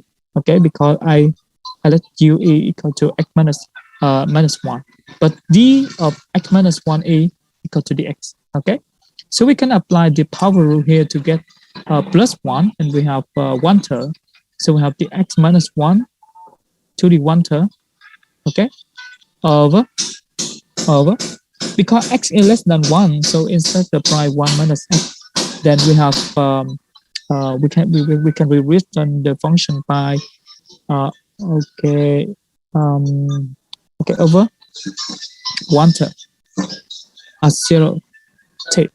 Okay, 0 to t, and then we can plug in the upper limit. So we have 3. Okay, we have 3 times t minus 1 to the 1 third minus, when x equals 0, then we have minus 1, so we get plus 1. Okay, and therefore we apply that the improper integral from 0 to 1 of dx over dx minus 1 to the 2 third is the limit of 3 times t minus 1 to the 1 third plus 1. Okay, t approaches 1 from the left. T approaches 1 from the left, which means t is very close to 1 but less than 1. Then this expression approaches 0, so we get 3. Okay, and therefore the integral is convergent. Its value is 3. You got the idea?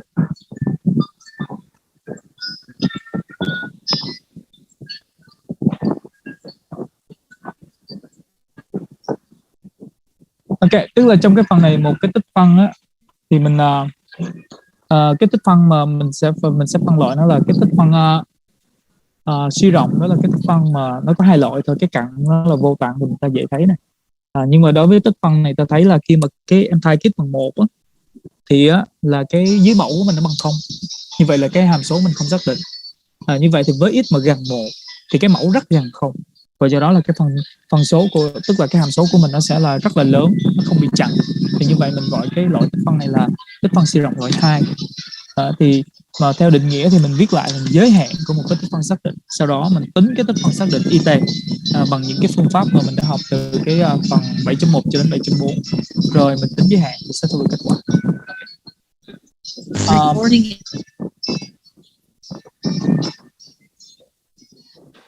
Now we have the next part of this example, the part P. In the part P, we have the integral from 0 to 3 of dx over x minus 3, okay, minus 2. So this is the type 2 improper integral, because on here we have the finite interval, but the function is undefined at x is equal to 2. For x is near 2, then x minus 2 near 0. So the function is unbounded. Okay. So by the definition, we will rewritten this integral by the sum of integral from 0 to 2 of dx over x minus 2 plus the integral from 2 to 3 of dx over x minus 2. So let this one by I1, I2. So the integral, the improper integral on the left side is so-called convergent if both I1 and I2 are convergent. If one of these improper integral, if one of the improper integral on the left side, on the right side is divergent, then we conclude that our improper integral is convergent too. Okay. Now we evaluate the I1. Okay. So by the definition, because the function is unbounded at 2, so I can rewrite the improper integral by the limit of the definite integral dx over x minus 2 at t approaches 2, but on the left side, okay, because t is less than 2. And we compute the integral, definite integral. So we have limit of when t approaches 2 from the left. Untitled derivative of 1 over x minus 2 is the ln of absolute value x minus 2, plugging the upper and lower limit. Okay, and so we get the limit of t approaches 2 from the left side of the ln absolute value of t minus 2 minus the ln when x is equal to 0, then we have absolute value of negative 2 is 2. Okay, and when t approaches 2, then t minus 2 approaches 0, and therefore this one approaches negative infinity. So negative infinity minus a finite number, so we get minus infinity. Okay, so this is because the limit of ln of t approaches 0 from the right side is equal to negative infinity. Okay, and therefore we imply that the improper integral I1 is divergent, and therefore the I is divergent too. Also divergent. Okay. Okay, does it make sense?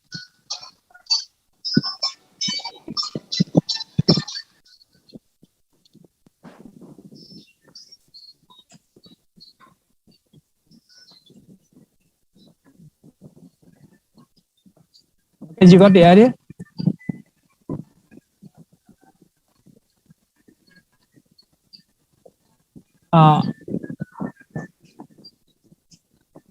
Ok. Tại vì vấn đề là như thế này, nó không có phải tại 3 thì nó xác định nha. Tại 3 thì x bằng 3 thì nó là xác định. Khi x bằng 3 thì cái mẫu nó là xác định. Cho nên là mình đâu có lấy tới mình đầu tiên là mình sẽ tách ra nó không bị chặn là không bị chặn tại 2, đúng không? Như vậy theo định nghĩa thì mình sẽ tách nó làm 2 phần, là mình không lấy tới 3 trừ, tại vì cái tức là khi mình viết lại á, ví dụ như là cái chỗ này thì mình viết là lim cái I true, tức là cái tích phân này nè, thì mình viết lại thành nó là cái giới hạn, nó là giới hạn của tích phân từ t đến 3. Tới cái cạnh nào mà nó xác định rồi thì ta không quan tâm tới nó, bởi vì tại 3 nó xác định, ta chỉ quan tâm tới cái chỗ nào mà nó không xác định. Bởi vì tại vì khi t tiến về 2 thì cái hàm của mình nó không bị chặn, đúng không? Như vậy thì t nó tiến về 2 cộng, tại do t nó lớn hơn 2. Đó, thì cái I true thì mình viết lại như vậy, chứ mình không có viết lại lúc nào mình cũng, ta chỉ quan tâm tới cái chỗ nào, cái tích phân suy rộng loại 2 này là mình để ý là mình lưu ý là nó không xác định tại đâu thì mình mới thay cái chỗ đó. Ở đây mình ví dụ như ở đây là tại 1 này, thì thay cái 1 này bằng t, đúng không? Ví dụ như trong cái câu A đó. Rồi ở đây á, thì cái tích phân này không xác định tại 2 thì sẽ thay cái 2 bằng gì? Bằng t. Sau đó mình cho tính tích phân xác định này rồi mình cho cái giá trị của t nó tiến về 2. Nhưng mà do t nó nhỏ hơn 2 thì nó tiến về 2 trừ. Lớn 2 lại tiến về 2 cộng. Được chưa Đức? Ok. Mình chỉ xét là tại những cái điểm nào mà nó không xác định nha, nó không bị chặn. Còn cái điểm mà nó bị chặn rồi thì mình không quan tâm. Tại 3 là nó bị chặn rồi, bởi vì nó là một cái số hữu hạn mà. Ok. Được ha?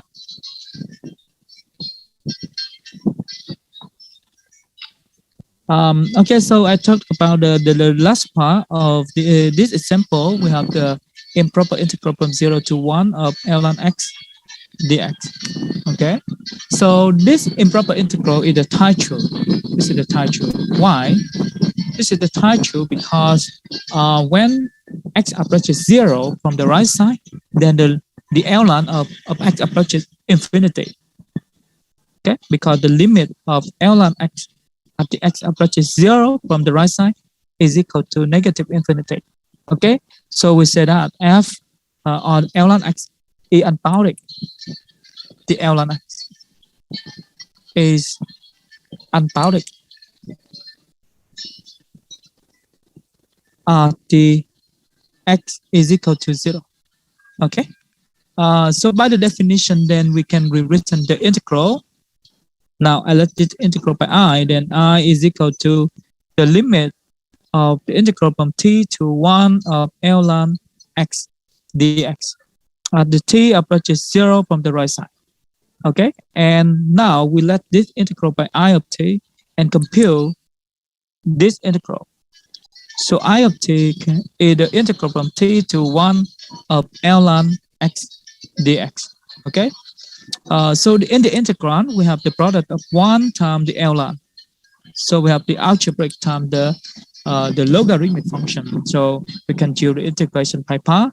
If we choose the DI method, then we can let the ln function by u and v by 1. Differentiate this one, we get 1 over x.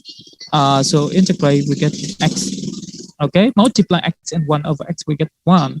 And we have the antiderivative. We can find antiderivative of 1. So we can solve this step. Now we write out the result. Okay, so we have the x, ln x from t to 1 minus integral x term 1 over x dx from 0 from t to 1 from t to 1. So we get the plugging one, we get 0, so negative t ln t. Okay, and here we have the integral from t to 1 of dx, so we get negative t ln t and minus 1 minus t. Okay, and therefore the integral, improper integral I can be rewritten by the limit of negative t times ln t minus 1 plus t. Okay, t approaches 0 from the right side. Then the t approaches 0, and this one has the form 0 times infinity. Okay, so you can compute this limit by using the L'Hopital rule. So we compute the limit of t times the ln t. T approaches 0 from the right side. So I can rewritten this one in terms of the ln of t over 1 over t. T approaches 0 from the right side. Okay, and at this step we have the indeterminate from infinity over infinity. So here I can apply the L'Hopital. So and notice that the L'Hopital rule only apply when we have the quotient form. Okay, it has the form 0 over 0 or infinity over infinity. So we have the limit t approaches 0 from the right side of 1 over t. Here we have negative 1 over t squared. So after simplify, we get negative t. T approaches 0 from the right side, so we get 0. Okay, and therefore we conclude that I is equal to negative 1. Okay, so this is the result. You got the idea? Okay, does it make sense? Okay.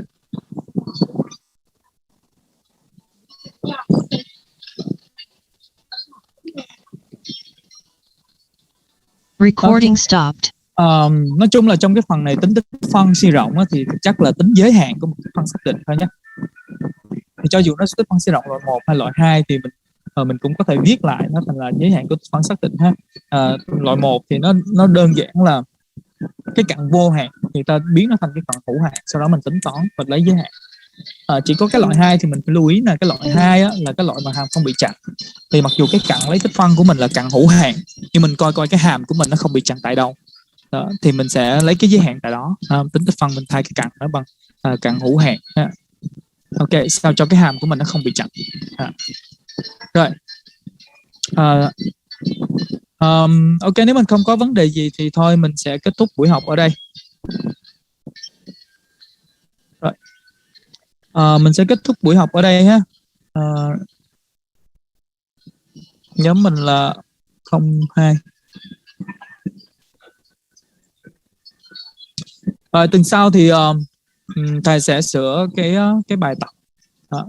Nếu mà mình làm kịp, còn không thì thầy sẽ dạy sang cái chương 8. Vì cái phần này nó còn có một ít nữa thôi. Dường như mấy phần này mình học xong rồi đó.